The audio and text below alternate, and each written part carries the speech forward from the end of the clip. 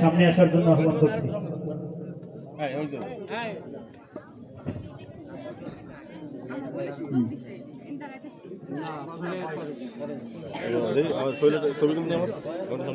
একটা তুললেই তো পাবি, আমি তুললে হবে না।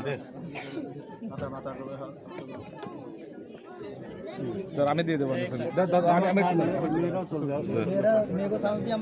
ধন্যবাদ। মেয়েদেরকেও আলাদাভাবে যদি একটু সুযোগ করে দিতেন সেটা ভালো হতো। মেয়ে ভলেন্টিয়ার যারা পিছনে আছেন আপনারা সবাই সামনে চলে আসেন। যারা পিছনে আছেন মেয়ে ভলেন্টিয়ার প্রত্যেকে।